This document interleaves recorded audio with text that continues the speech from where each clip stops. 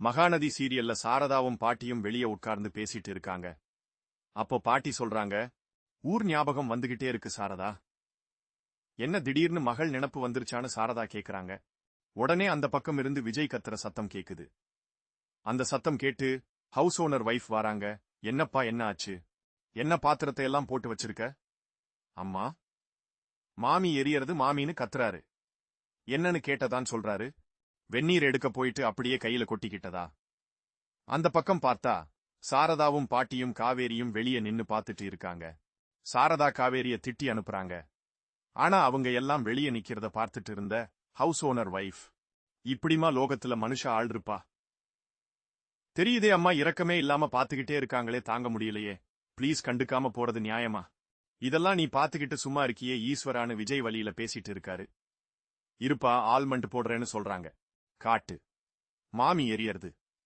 மாமி நீங்க குடுங்க, நானே போட்டுறேன். மாமி நான் போட்டுக்கிறேன் மாமி.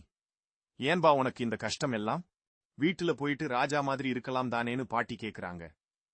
அதுக்கு விஜய் சொல்றாரு, என்னை எங்க போக சொல்றீங்க பாட்டின்னு கேக்குறாரு. உடனே சாரதா அந்த பாட்டிய கூப்பிடுறாங்க. அவங்களும் அந்த இடத்துல இருந்து கிளம்புறாங்க. அப்படியே விஜய் வெளியே உட்கார்ந்து கைக்கு மருந்து போட்டுட்டு இருக்காரு.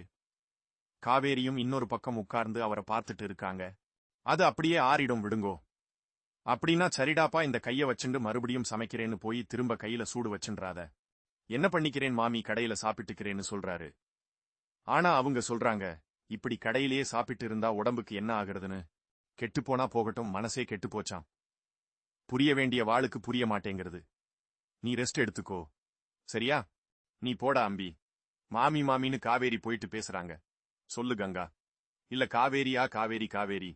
காவேரி உடனே விஜய் பத்தி விசாரிக்கிறாங்க. ஓ, விஜய்க்கா இருந்தாலும் தனியா இருக்கானோ? நோ, சின்னதா காயம்னாலும் இங்க 2 வார்த்தை சொல்லிட்டு இருந்தேன். பயப்படுற மாதிரி எல்லாம் எதுவுமே இல்லன்னு சொல்லிட்டு கிளம்புறாங்க. அந்த பக்கம் புதிய கடை வாங்க போன கங்காவையும் குமரனையும் காட்டுறாங்க. அப்போ குமரன் கேக்குறாரு, என்ன கங்கா, ஜெயிக்க போறோம்னு நம்பிக்கை வந்துருச்சா? கண்டிப்பாங்க. இந்த கடை வச்சு இருந்தவங்களுக்கு பாரின்ல செட்டிலாக வாய்ப்பு கிடைச்சதுனால கை மாத்தி விடுறாங்க. கங்கா, உனக்கு மாடர்னா ஒரு கவுன் தைக்க போறேன். அப்படியெல்லாம் வேற ஆசை இருக்கா துரைக்கு? அதெல்லாம் ஏகப்பட்ட ஆசை இருக்கு. இது நம்ம கடை, இங்க நான் தைக்க போற முதல் Dress உனக்காதான் இருக்கணும். அதுக்கு கங்கா சொல்றாங்க, எங்க கடைக்கு நம்ம இன்னும் பூஜையே போடல. அது பரவாயில்ல, தைக்கலாம். நீ அளவு குடுன்னு சொல்றாரு. அவங்க அளவு எடுத்துட்டு இருக்கப்போ சரியா நிவின் வந்துறாரு. அண்ணே பரவாயில்ல, வாடா, நான் வேணா அப்புறம் வரேனே. அதெல்லாம் ஒண்ணும் இல்லடா, அளவெடுத்துட்டு இருந்தேன் அவ்வளவுதான். என்னடா அப்படி பாக்குற? இல்ல, பயங்கரமான ரொமான்டிக் ஆளுதான் போல நீ. சரி சரி, ரொம்ப வெட்கப்படாதன்னு சொல்றாரு. அப்படியே கடைய பத்தி பேசிட்டு இருக்காங்க. பார்த்து யோசிச்சுதான் இவனை நான் துணிஞ்சேன். உன்னோட எல்லா முயற்சிக்கும் வாழ்த்துக்கள் அண்ணே. சும்மா அப்படியே இந்த பக்கம் வந்தேன். இப்படியே பார்த்துக்கிட்டே இருக்கணுமா அண்ணே? ஏதாவது பண்ணணும். நாங்களும் எதிர்பார்த்துட்டு தான் இருக்கோம். நாங்க காவேரி அப்படியே விட்டுற மாட்டோம் அப்படின்னு கங்கா சொல்றாங்க. இங்க பாருடா, நீயும் யமுனாவும் எப்படி இருக்கீங்கன்னு நானும் பார்த்துட்டு தான் இருக்கேன். யமுனாவுக்காகவும் யோசிக்கணும்ல அப்படின்னு குமரன் சொல்றாரு. சரி அண்ணே, நான் யோசிக்கிறேன்னு நிவின் சொல்றாரு. அந்த பக்கம் அப்பளம் விற்கிறதுக்காக காவேரி வெளியே போறாங்க. இன்னும் 2 நாள்ல அது காலி ஆயிடும். அதை விக்கிறது என்னோட பொறுப்பு தான். காவேரி கஷ்டத்தோட கஷ்டமா லோனுக்குன்னு போட்டாவது கூட்டர் வாங்கிக்கோ. எவ்வளவு ஆகும்னு கேட்டு வா, நான் வாங்கி தரேன்னு சாரதா சொல்றாங்க. நீ அவ்வளவு காசு வச்சிருக்கியாமா? இந்த அப்பளத்தை வித்தே நான் வாங்குவேன்னு காவேரி சொல்றாங்க. அப்பளம் வித்து எல்லாம் வண்டி வாங்க வேண்டாம். நாம அவசரத்துக்கு வெளியே போயிட்டு வரதுக்கு ஒரு வண்டி அவசியம் தேவை. சரிம்மா, நான் அதையும் விசாரிச்சுட்டு வரேன். குமரன் மாமா கிட்டையும் சொல்லி பார்க்க சொல்லலாம். அம்மா ஆட்டோதான், நான் கிளம்புறேன். போ, சரி பார்த்து போ, படியில பார்த்து பத்திரமா வா. நான் பத்திரமா வரேன். அப்படியே காவேரியும் சாரதாவும் கிளம்புறாங்க. விஜய் அப்படியே பாட்டி கிட்ட பேச ஸ்டார்ட் பண்றாரு. எங்களுக்கெல்லாம் அப்பளம் இல்லையான்னு. பாட்டி சொல்றாங்க, உனக்கு அப்பளம் கொடுத்தா சாரதா எண்ணெய பொரிச்சிருவான்னு.